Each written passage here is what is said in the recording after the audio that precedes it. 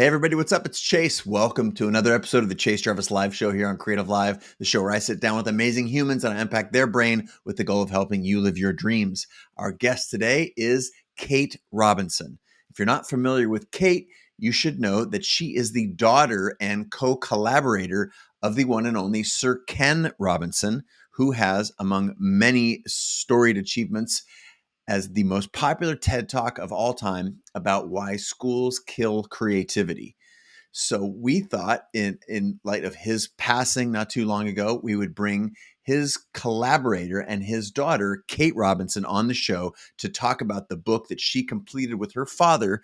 It's an incredible book around the future of creativity. We talk about 3 myths of creativity, how the education system squashes it, and what you can do for yourself and your kids, your friends, your peers, the teacher's role in the revolution that we're experiencing right now. And this book, Imagine If, is an incredible thing that you should put on your radar. Our conversation today is deep and meaningful. Sir Ken's, this is a manifesto of sorts that Kate wrote in collaboration with her late father. You're going to love this episode. I'm going to get out of the way and let you enjoy yours truly with Ms. Kate Robinson.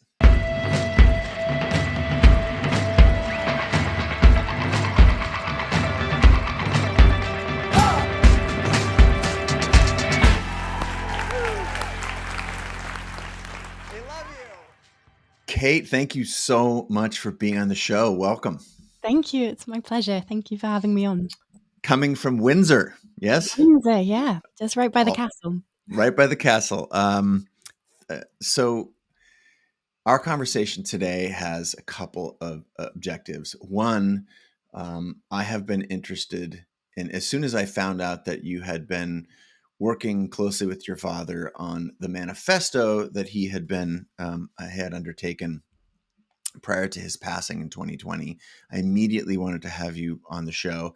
Didn't even know when the book was out. I had just heard something that you were working on it. And so first of all, I want to say a personal debt of gratitude to your family for being such champions for not just for education, but specifically for creativity. And been a longtime fan of your father's, and the fact that you have been collaborating with him prior to his passing and have put out a new book that we'll talk about today called Imagine If, Creating a Future for Us All. I want to start at the start, though, for those folks who might be unfamiliar, maybe the 10 people on the planet who haven't seen your father's TED Talk about schools killing creativity. I'm hoping you can just orient us a little bit and start at the beginning for, I would say, what you stand for personally as someone who's carrying forward your family legacy, but maybe in you and your father in what you stand for, and why you think you're on the show. I mean, obviously the book, but you have some values that are I want to share. So talk to us a little bit about those values. Okay, I would love to. So I guess the first thing to say is that Dad was a speaker and a writer and an educator, an educationalist. He talked a lot about education and the ways in which he felt it could improve. This is me putting it nicely. So I suppose at its core, his work was, well, when I was preparing to write the manifesto, I was rereading through all of his books and kind of going deep into everything that he had done. And his work very much was a criticism of the systems that we've created. And I'll talk probably a little bit more about that in a bit, just about the ways in which we created the world in which we live. So it was a criticism of the systems that we've created that no longer serve us. So in particular, education, which he made the point was created for a time long gone past, to suit the needs of the Industrial Revolution. But at its core, my dad's work was a real celebration of what we as a species are capable of achieving within the right conditions. I keep saying it was a real love letter to human potential.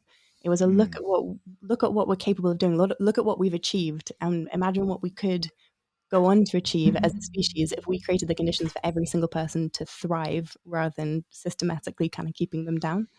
So that, I suppose, was the core of his work. But he had a few contentions. The first was that we all have incredible powers of creativity. The second was that human cultures depend upon the diversity of our talents and of our passions and of our skills. And the third was that if each and every one of us identifies with what our passion is, he called it the element, which he said was where your personal passion meets your natural aptitude. So it's not enough just to be good at something; you have to really love it. And in the case of being the element, it's not a case, it's not enough to just absolutely love something. You also have to have some skill and knack for it.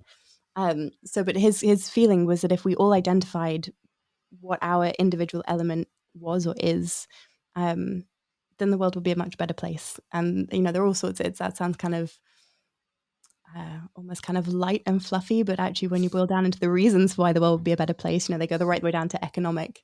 Um, there's a lot behind it. So he was in education for a very long time. And people talk about the TED Talk, as you said. He did 3 in total, but the first in 2006 is still the most downloaded TED Talk of all time. He had a moment when the Pope did his, when he thought this is probably the end of his reign. Um, but he carried on. He used to joke that it was just him pressing replay over and over again.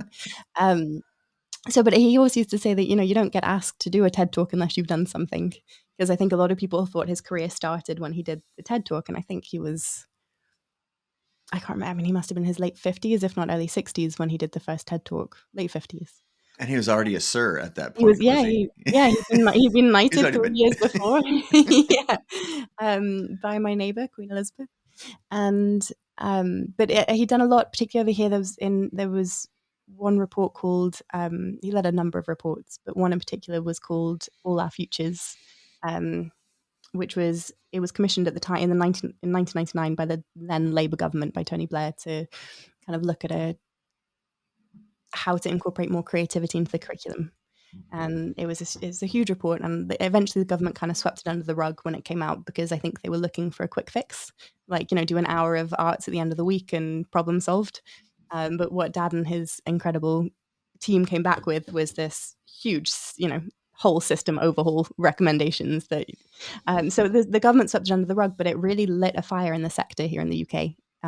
All across the UK in the arts and education sector. So there was that, and then he was involved in the peace process in Northern Ireland. So he did a huge amount. But I think, um, to answer the actual question you asked about core No, values, this is exactly what we're trying to get to here. yeah. So his core values, I suppose, were optimism. It was a real celebration of humanity. I think he had such a great love for humanity, and his primary goal was to advocate for creating systems that elevate each and every person within them.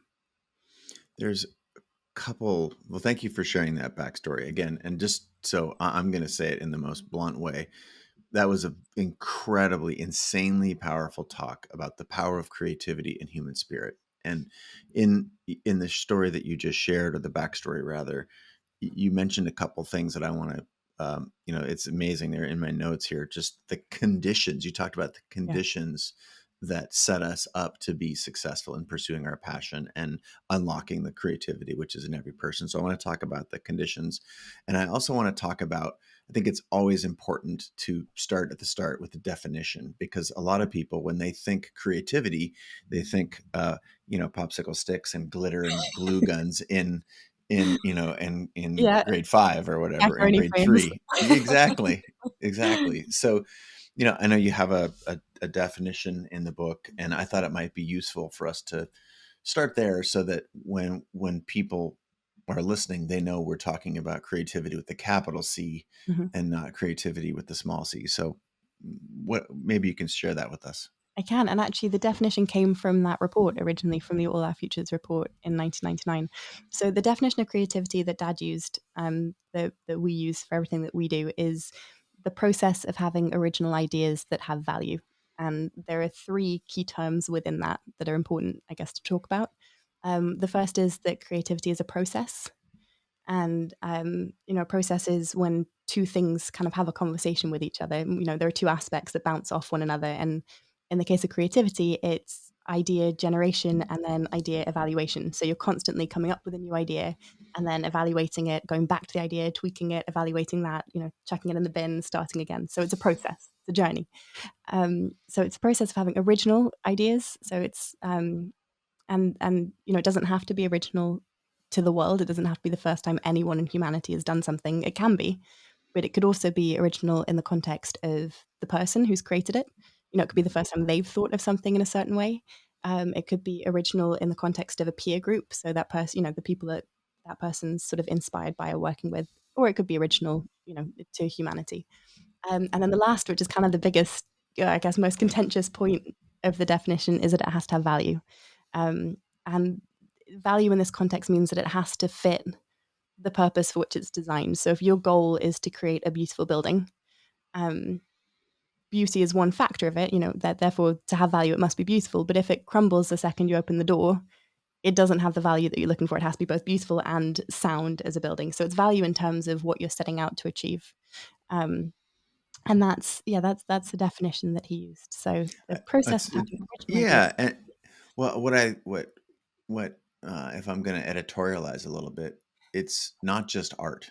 Like No, art no, is a yeah, art is a subset of creativity. But mm, as soon as there are people listening. I mean, to be fair, over 12 years of this show, we've weeded out most of the people who are not either identify as creators, entrepreneurs, or at least are creative curious. Those people, yeah, we've weeded most of those people out after a dozen years. But there are some people who are listening or watching right now who I believe would call into question the validity of their own, like, am I creative? Especially people who've been coached through that system that was created by the factory and the farm from the 1900s, mhm, for whom they were raised sort of with those values, and no judgment here, but they would call into question the how creative they are or yeah. aren't. So I'm wondering if you can, through the lens of your work, the work of your father, I'll just call it your family, talk to that person for a second and help Sure. them understand that this notion of creativity where they don't identify as possessing it or being able to engage in the process. Talk to them for a second, and I would Yeah. love to hear you let them know let them know what you think. All right. Let's call him Dave. Um, the yeah, there are three big myths around creativity that Dad talked a lot about, and the first is that um, creativity is about certain people, special people, the creatives, and we constantly enforce that in schools and particularly in businesses where you have the creatives. People have. The creative department, right? Yeah, or you say, "I'm a creative," and you're like, "What does that mean?" So that's the first myth, and it is a myth. Absolutely everybody has powers of creativity. And I think it's that myth stems from the second myth, which is that creativity is about certain things, about certain subjects, like you said, like popsicle sticks. But inherently, you associate creativity with being the arts, with being, art and music and dancing and making things. But actually, you can be creative, and you are creative in absolutely anything that involves human intelligence. I give the example in the book of Dr. Amira Mehdi, who's a neuroscientist who has worked with people who are born blind, congenitally blind. And through his systems, he's developed a way to help them to see using, I'm not a neuroscientist, but he's reverse engineered essentially ultrasounds. So he takes sight and then turns them into sounds. And through this, people who've never seen before can look at a bowl of green apples and pick out the one red apple within it.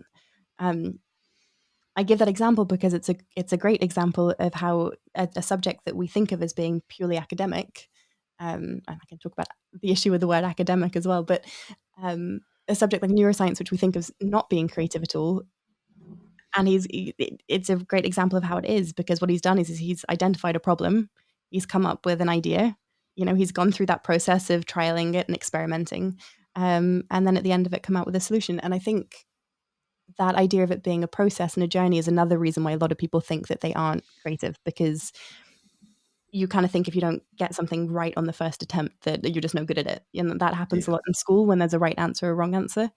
But actually, it's a process, and ideas are very vulnerable when you're in the creative process. They can be squashed way before their time. So the first myth was that it's about special people. The second is that it's about special subjects. And the third is that you're either creative or you're not, and there's nothing you can do about it. You're born with a set amount of creativity, when in reality, creativity is, it's a part of the brain. It's like muscle. In the same way that the more you practice a language, the better you get at the language. The more you practice and use your creative muscle, the stronger it becomes. Um, and so there's a lot that you can do about it. And actually, Dad's first book was called Out of Our Minds, And the original subtitle, they've changed it now, but the original was Learning to be Creative, which at the time in like the 90s was controversial because people were still of the belief that you can't, how do you learn to be creative? You either have it or you don't. Um, but it's a pity that it is that issue with it being seen as being popsicle sticks in the arts, not Mhm. to undermine that type of creativity at all, but it's you It's can't just so pinpoint it. limiting. It's just So so limiting. limiting. Yeah, Yeah, yeah. and damaging as a result because it squashes progress. Well, let's pull on that thread for a second. Okay. The idea of it being damaging, and if you connect the idea of, creativity unleashing, our human potential, this being a love. Your book, Imagine If, being a love letter to humanity, Mhm. and then think about squashing creativity.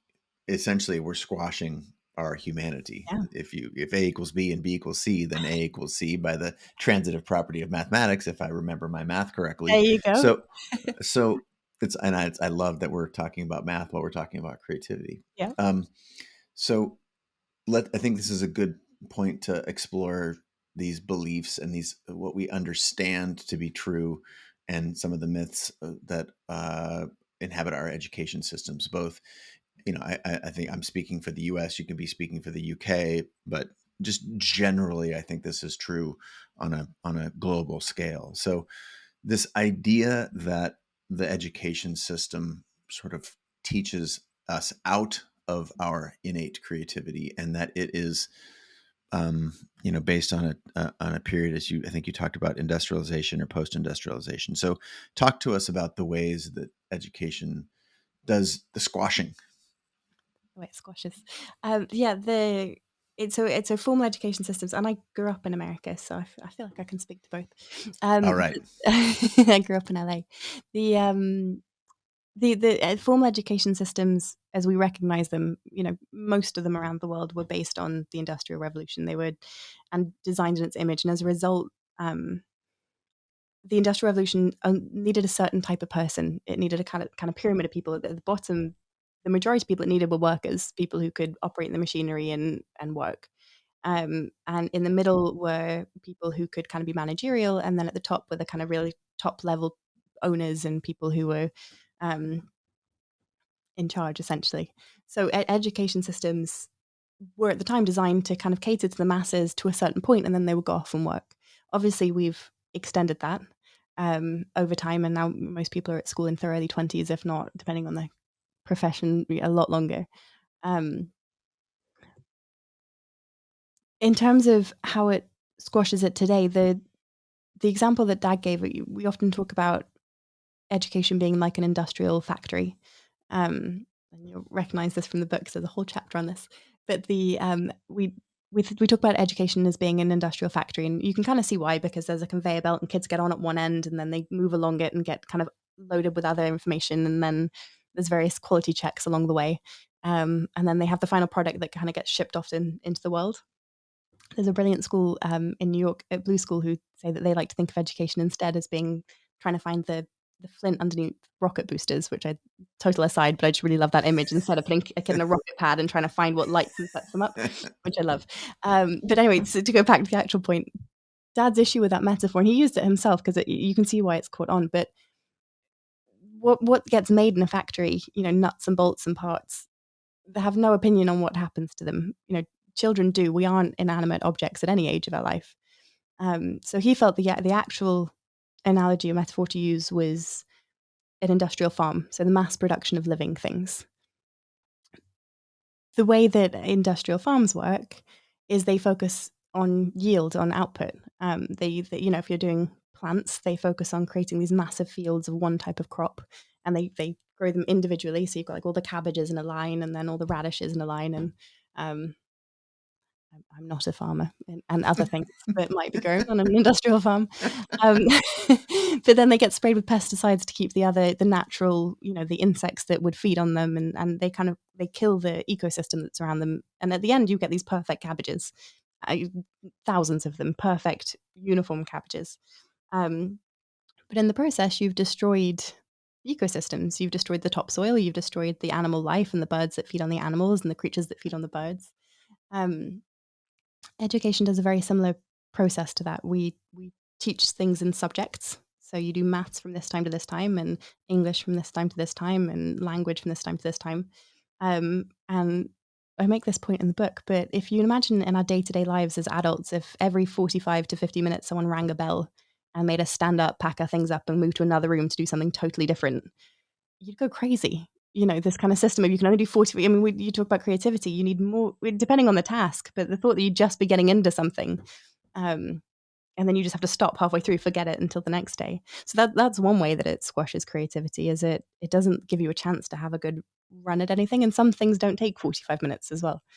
Anyway, so in industrial methods of education, you have subjects, and Dad was a big advocate for moving towards disciplines, because with disciplines you can be multidisciplinary. You can talk about the similarities between things, instead of saying that, okay, the sciences are very different from the arts, you can actually see how the arts and scientists are very similar. We talk about maths. There's a conductor in Miami who uses Fibonacci sequences when he's doing his music. That it's all intertwined in the real world. So it's separating things out. And then the big one is this system of quality control, the standardized testing that comes in. And people who disagreed with Dad often did it because they felt like he was against assessment. He always said he didn't mind people disagreeing with him if they had disagreed with what he actually said. That's fine. But if they made up what they thought he said and disagreed with that was an issue, because he wasn't against assessment. But there's a time and a place for it, and I think the pressure that we put children under to meet these tests leaves very little room for much else. And it's not just the children; the pressure that gets put on the teachers to teach to the test. Um, the whole system becomes toxic. There isn't enough space, and such a long answer. I apologize. No, this is Running up, exactly and what now this I'm going. format is for. The last thing I will say about it, though, is a lot of the things that we do in formal education or in schools make sense from an admin point of view. It's very easy to say, okay, well, every subject gets the same amount of time, and there'll be a test at this point, and every child of this age should be able to do this. But if education is based on conformity, life is based on diversity. The natural world is based on diversity, and there's no space within. I say there's no space within the system as it is. It's not. There's actually a lot more space within the system than we think. A lot of what we do isn't actually dictated or mandated. It's just the way we've always done them. Um, but it's seeing children as data points instead of humans. Yeah, the idea, to go back and borrow the analogy of the factory, like Mm. the expectation that everyone who's the same age will be able to, process and learn things at the same time. And the it's obviously so rigid. Yeah, And, if a we want to output humans that are diverse in interest, diverse in thought, diverse in character, because that is where our strength lies. Then it's foolish to think, right, that that a system that would be so rigid could output products that are so diverse. yeah, That's exactly. It's inherent, not designed to. No, right? It's not that. It's not a stretch. no. Um, yeah, and so I'm fascinated by our ability and our awareness that this is the case, and then our inability, I would say, culturally. This is where you and your fathers were aiming to create a revolution. Mhm. We can say these words and, in many senses, know these things, but we still struggle to produce the Yeah. change that we want to see. Is it that there are people who do not actually want this change? Or is it that not enough people are aware for this revolution to take place? The first thing I would say is I struggle to believe that anybody, I mean, this might just be me being very naive, but I struggle to believe that anybody wakes up and thinks, how can I screw over a generation of kids today? I don't think anybody is resistant to it because they think, and maybe I'm wrong, but I don't think that anybody up at the top is doing it because they think that this is There's the no evil future. genius. There's no No, command and no. control. Yeah, Okay. like, let's just make 18 years of someone's life miserable because I can. I think people believe that the system a lot of people believe that the system is fine as it is. There's a lot of belief that I got through it, and yes, it sucked, but it was the making of me. Or you just have, it's a rite of passage. You have to have those difficult years in your childhood. You have to have that teacher that just crushed your spirit. But you'll get through it and you'll be fine. The terrifying fact is increasingly people aren't getting through it. Suicide rates for teenagers is an all-time high. And if you look at the studies of people asking teenagers why there is such a mental health crisis in our young people, they will quite often cite the stresses of education and standardized testing and pressure to get into certain colleges, in particular. But I don't believe there is an evil genius. I think on one hand it's really hard to change a system because yes, this system isn't working and it's got far too many casualties in its wake. Um, but it's functioning. So if we tear it down, what if there's absolute chaos? So I think there's fear to do anything that rocks the boat too much in case it has too much of a negative impact. But if you actually then look at the issues that the system as it is creating, the levels of dropouts, which I hate that term. I left school at 16. But the term, people leaving the system of their own accord or not of their own accord, being excluded or expelled. The crime rates and then also the cost of these programs to get kids back into education, which very often rely on the personalized methods that my dad and I campaigned for in the first place. Um, it's very That hard to is that irony. We should like put it. We should draw a circle around what you yeah, just said, because literally the system that is designed to help people only comes to their aid yeah, after they have not, fit within. fit within the most simple baseline, and I would call sort of rudimentary factory, right? Yeah. Or agricultural, mass produced agricultural farm, to use your better analogy. It's so ironic Mhm. and sad that Yeah, there's an acknowledgement that that is an effective way of, getting of, people back involved. yeah, and this belief that uh that we can do that on a one-off basis after someone has left the building, so to Yeah. speak, versus if you could scale that, Mhm. wouldn't you be able to save on all of the sort of costs and Massively. drama and, I would just call it pain and Yeah. suffering later on? It's not lost on me. I'm sorry for interrupting. I just No, no, you're it absolutely right. I love that you did that. yeah, You're we absolutely have to right. draw attention to that. It's ridiculous. That we know that they work, and yet we save them for special occasions when things are absolutely desperate.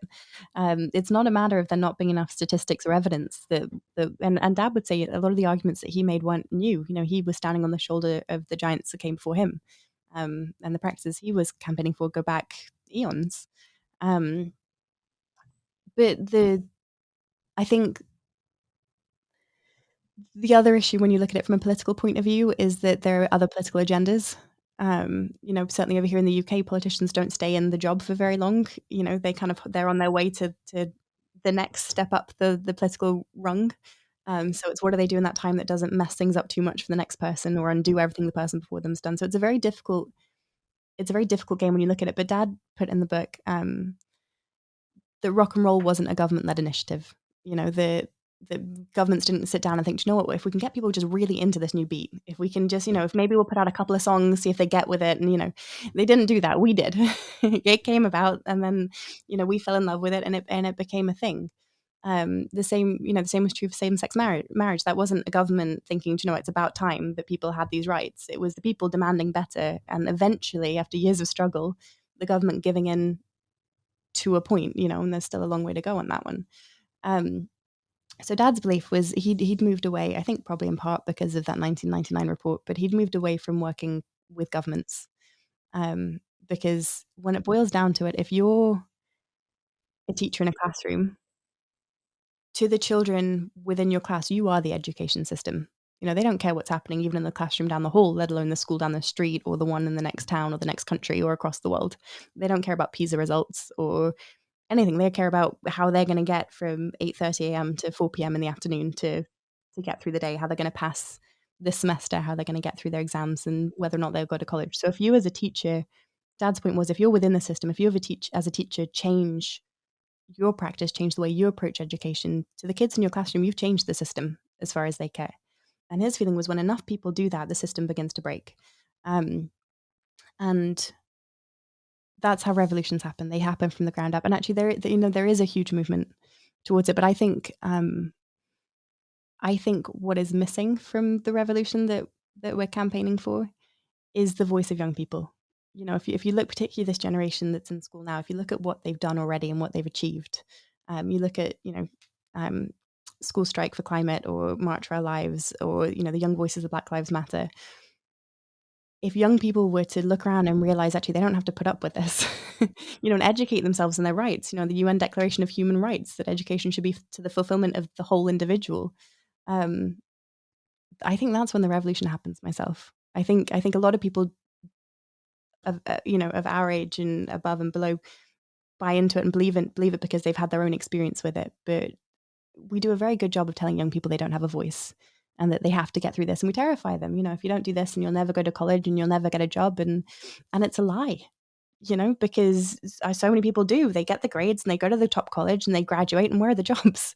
There's it's not the golden ticket they expect, to sweep them through to retirement anymore. It's just even the lie And is old and outdated, and you know? even the fact that most of the jobs that the people who are in school now will have do not actually exist Don't exist. yet. Yeah, and the Yeah. and the time of most people choosing a career or a vocation and doing it, from the minute they leave school until the day they retire is also, that's gone. People change jobs so often throughout their careers. Um, yeah, it's time.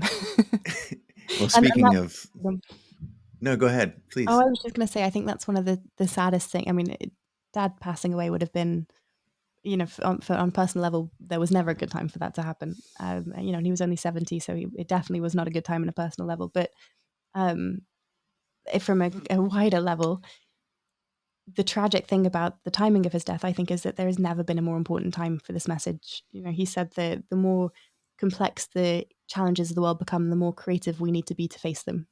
And they're so complex at the moment. They're so complex at this point where we are, with the pandemic and with everything else that's happened. The pandemic is one, it's a massive one, don't get me wrong, but there's all the issues that were there before the pandemic that need addressing as well. Um, all the new ones that are happening at the moment as well. Um, it, it's it there was the it is time. That It's time. we have come as far as we possibly can as a species down this path. We can't keep doing what we've been doing forever. We'll break, the planet will break. Both things are already breaking.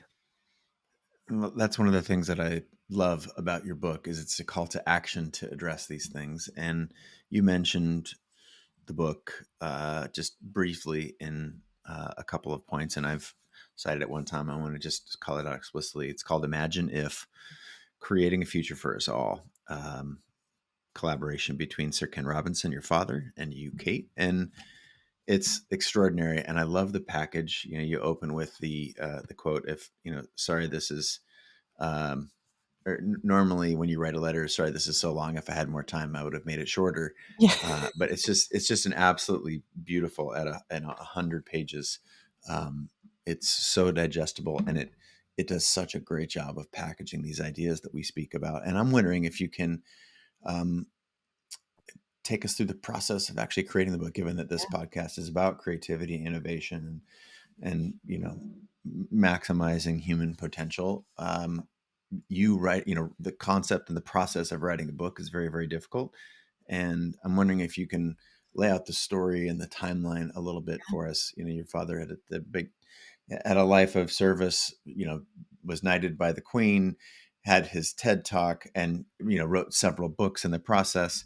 But at some point, pick up the narrative where, your father got sick. He had been, there's all the books, and you decided that you need to package all this up. So walk us through the creative process for the book and a little bit about the timeline so we can put it in space. Well, so the book, the idea for the book came from Dad's agent, a man called Peter Miller, who passed away in August of 2021. I'm fighting the urge that this book might be cursed, but he passed away in August of 2021, and it was his idea that um, that there's so much to Dad's work, but it's almost daunting. So what we needed was a concise, sort of Sir Ken Robinson almost for beginners book that was just an overview of everything that he believed. And so the original contract with Penguin, I think, was for 10,000 words. Um, this book, as tiny as it is 25,000 words. So I upped it a bit. Um, it was a joke though for years, a family joke that if Dad told you he couldn't meet you because he was working on the manifesto, we called it the manifesto for years. But if Dad said, I can't, I'm working on the manifesto, he was just blowing you off, because because because he wasn't. The original contract, the deadline was 2017, I think. So it was this big thing in his life, because I think that thing, because it's so hard to be concise, and what do you put in it, and what do you leave out? What you leave out is almost more important than what you put in it, because you then have to kind of address it somehow. Um, so it had been this big mammoth thing in our lives for a long time, this tiny little book. And he got sick. So my parents moved. They were in LA for 20 years. I moved back to London in 2012. They moved back to England. They packed up the house, sold the house, and moved back in March 2020, 2 days before the pandemic, the lockdowns over here started. And then in April, Dad got sick, and he was supposed to get better. He spent a month in hospital. He had surgeries. Um, and then it went from "you'll be fine by Christmas" to "it's spread and there's nothing we can do." So we had 2.5 weeks from prognosis to him passing away. Just before, I think he was worried he wasn't going to get as better as he had hoped. So he had asked me to help him write the book, because we've been working together for years. And we were like, yeah, well, we'll write it when you're better. And then he wasn't going to get better. So we spent a lot of the 2.5 weeks. I got married in that 2.5 weeks, which is crazy. But it was our last, it was our last happy day, which was nice. He got to be there and give me away. Um, the but we spent most of it talking about the book, and he'd done a talk in May of 2020 organized by Tim Shriver called "The Call to Unite." And it was done kind of to keep morale up, I think, as well. In May 2020, we kind of thought maybe it'll be a few more weeks of the pandemic. Maybe, we'll just come on, we've come this far, it'll be over soon. But I think Dad poured his heart into it, because he knew he was sick when he did the Call to Unite. And so he essentially said to me, that's the manifesto. It's that talk. And it's actually, that talk is essentially from the factory to the farm chapter in the book. So we had, I'd say, a week maybe where we worked in it, and then he got too sick to carry on working, and he left me everything. So I have everything. He was a hoarder. I have everything, like his tax returns from the 70s, which were not relevant to the book. But we have things like the notes from the TED Talks. And so one of our objectives at the moment is we're building an archive. So that's an aside. And it was kind of terrifying, because and I knew it would be, because I knew, how do you, on one hand, it's fantastic that, he lived and breathed his work. So on one hand, to have his work live on is a way of me keeping him alive. And he was my hero. He was this is my hero. He was the best person I've ever met. So to have that little bit of him still going is selfishly amazing. But then how do you make big decisions? Because what he had was an outline. So how do you make big decisions about what goes into it and what doesn't? And he wanted it to be kind of almost like the Holstein Manifesto, a one-page thing. I think Penguin wanted it to be a longer book and felt like it should be, and I agreed with them on that. So the first thing I did was, how do I marry these two visions? Dad's vision of this being a 10,000 page book, and now he's died, and so it has to be a bigger book.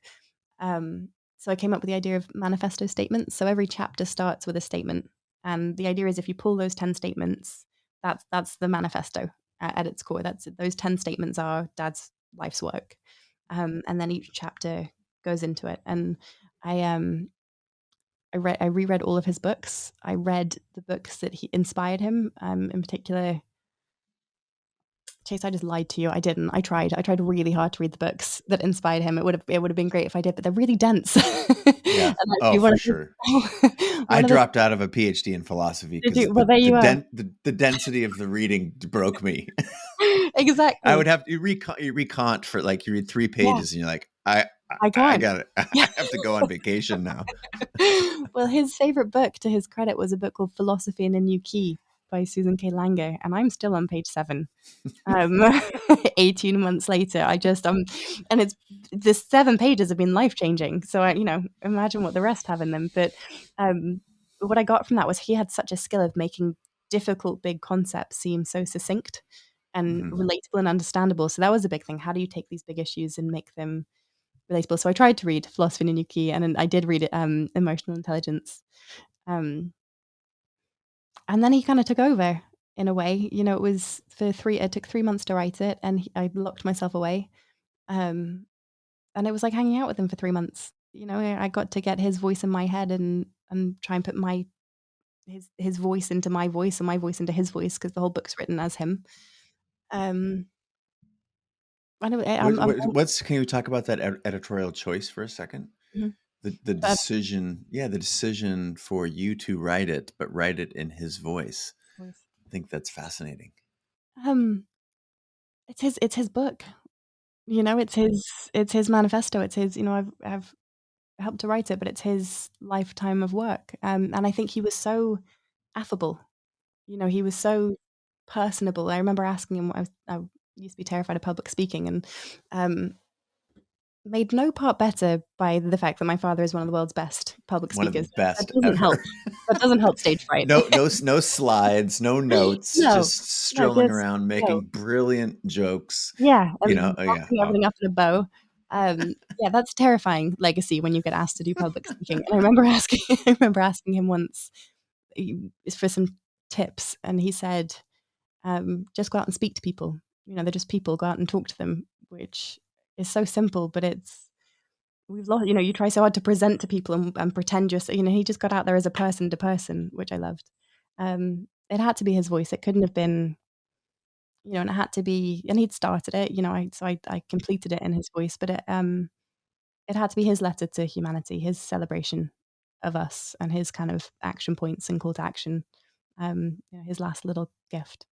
well, I have to confess that the structure is brilliant. The idea that these 10 lines can become a manifesto if it's extracted, and each of them is their own. So I'd like to just read a couple of the. Yeah, please You said do. there's one statement for each chapter. The Mhm. first one is the human advantage, and the statement is: imagination is what separates us from the rest of life on Earth. It's through imagination that we create the worlds in which we live. We can also recreate them.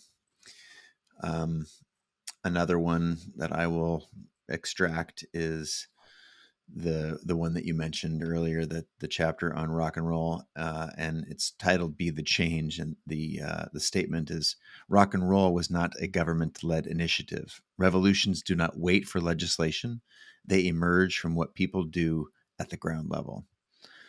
So you can imagine the power of each of those, and there's 8 of them. I won't give them all away. You have to buy the book. Uh, You sound um, great in your voice. I should have asked you to do the audiobook. That was fantastic. if you ever want to, I did my own stunts for my last book, Creative Did Calling, you and you did the oh audiobook? my god, yes, Yeah, it I did was for this one. such a grueling process. How long is the book?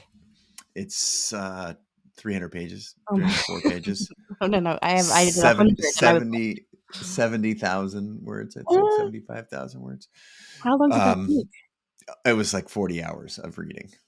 Oh my goodness. You kinda go 40 into the hours. future as well, don't you? Like, that feeling when you look at a word and it loses all meaning? School is a good one. If you look at school long enough, the letters float away and it means nothing. And there were It's some that for sentences 70,000 words. I'm like, who wrote this sentence? You can't even, I can't speak it, let alone read it. I'm like, oh God, I got no one to blame. No, and it's too Um, late to make any changes at that point. it is, it is, it was far too late. Well, the creative process is, as you talk about, the meta concept here is not lost in anyone, that we're talking about, you know, a book about creativity. And that was a little bit of a, it was difficult for me in the same regard to write a book on it, and to hear you talk about doing that and then trying to carry a legacy of your father, Sir Ken Robinson, and put your own experience in there, and make it a thought for the future coming from a different generation. I can only imagine how complex that must have been, and that you did it in just a few months. um, is nothing short of incredible. So Thank you. um, thank you for putting the work in. It is absolutely beautiful and tidy. Um, I want to one last area I want to explore, and the relationship between creativity, as in art, and creativity, the capital C, that underpins the solutions to every problem we will ever know, whether humanitarian, economic, racial, anything. Right? We're going to have creative solutions. Is there a succinct package that you can hand us as listeners and watchers right now, a roadmap, if you will? Like, this is a call to action, Mhm. but in a nutshell, tell us what to do. What is the action that you want us to take? Of course, we're going to buy the book, we're going to read it, but Okay, in less it's than also, 25,000 words. A more succinct package. I will try. um, I suppose, it kind of goes back to your earlier point around, are people opting to tune out, or the book makes the case that we're facing two very real crises. The first is the crisis of the Earth's natural resources, and the second is a crisis of our human resources, and that we have to address both. We're stripping the world of what we need to survive, and we're stripping ourselves of what we need to survive. Um, I think, to answer this question by answering your other question as well, um, it's very easy a lot of the time to tune out. And we do that. I'm guilty of that. We do that with the way that we view the world and the products we buy, the foods we eat. Um, so I suppose the package is to get involved, and we make the case in the book that if you're a stakeholder in education, and everybody's a stakeholder in education, because even if you think, I run businesses that have nothing to do with education, you're hiring people. Someone said to me the other day, a man called Paul Lindley said, society is what happens when children grow up, which is very succinct and exactly right.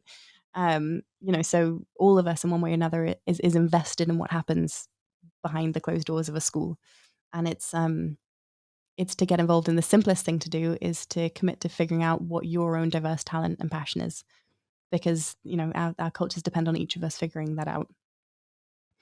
Um, brilliant, absolutely brilliant. And go back to one of your early points about, if how much better the world will be when we can all do that. And I say when intentionally rather than if, yeah. because my belief is that that is the that is our ultimate destination, is where everyone's doing the things that make them come alive, and we find the flint underneath everyone's rocket. um, let's speak for just a second to the people who haven't found that for themselves, Mhm. or who are searching, or had it earlier in life but have lost it. Would you Yeah, speak to them for a second and let them yeah, know? it's daunting. Um, and I kind of went through my own version of that. Again, the legacy of having a dad like dad, and being known for talking about the element. People are like, well, what's your element? I'm like, I don't know.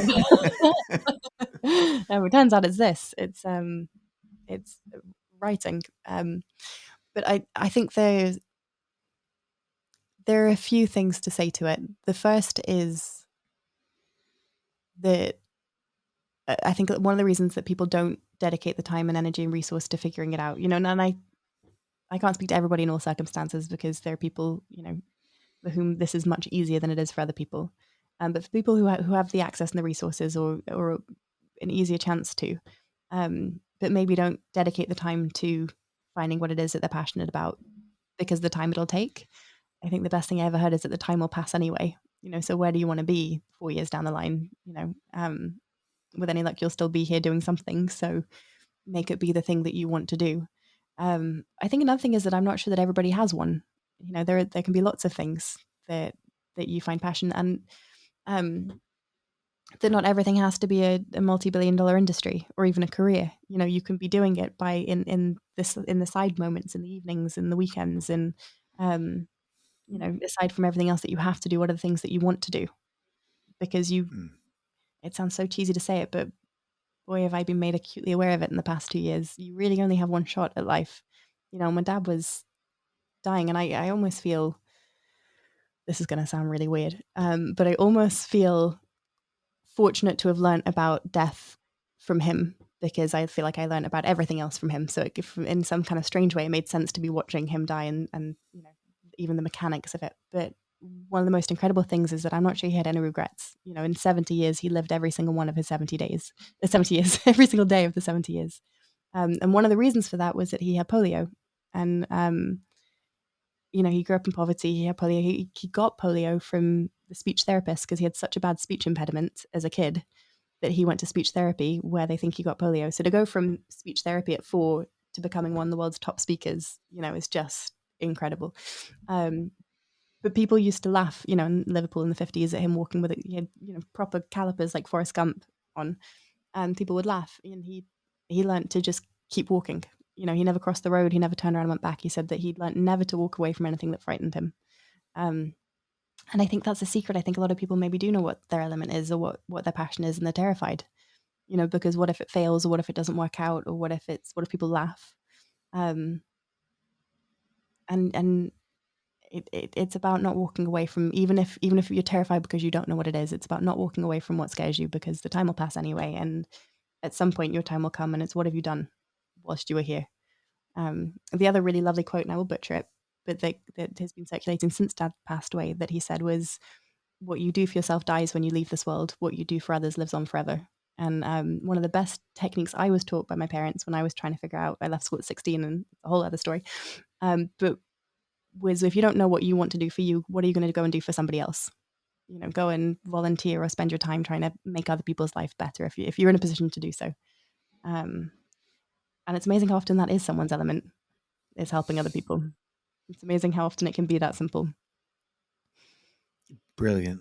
Thank you so much Thank you. for being on our show and sharing your life, your wisdom, the work that you've done in collaborating with your father, Kate Robinson, in collaboration with Sir Ken Robinson. Imagine If, creating a future for us all. It's a brilliant little package. Again, it's so hard to do all that work in such a small space, that you've done it so well. Thank you for being a guiding light. These principles have, in large part, guided my life, the company that we've created in Creative Live, so largely the first online art school, basically, to help It's people. awesome. It's been a treat to read this, and thank you so much. We're huge fans of you and your father. You can be a guest anytime here on the show, and Can't I wait. look forward to our paths crossing at some point Amazing. soon. And is there anywhere else you'd steer people, aside from buying the book Imagine If? Is there anywhere you'd like to direct the attention of the Yeah. folks listening or watching? So we have an annual festival that we started called Imagine If, conveniently, that we started last year. Last year it was kind of a celebration of the life and legacy of Dad, but now it's a celebration of human potential that happens every year. This year it's March, so it's all of March, but there's content all year round. And so I'd go to imagine-if.com. Imagine hyphen if. And what Yeah. is the format for the that celebration? Well, at the moment it's digital because, Mhm. because COVID, but because it has to be. So there's things happening. It's across platforms, and it's various different sessions of people, kind of having conversations like this, and there are webinars and Zooms and all that fun 2022 stuff. It's at various points over the month, and then, as I say, then there's content that happens year round, and we've got an incredible community of people who join, and who are living and breathing all the things that we talk about, or who are hoping to. So, I guess that's the other thing I'd say. If you're trying to figure out what this looks like for you, then get out there and meet other people who are doing it already. Put yourself in the world you want to be in. In this Beautiful. case, that's Imagine If. Excellent. Imagine-if.com. Yes. Thanks again, Kate. So Thank you. grateful for your time, and to on behalf of myself and Kate, and to everybody out there in the world, we both bid you adieu.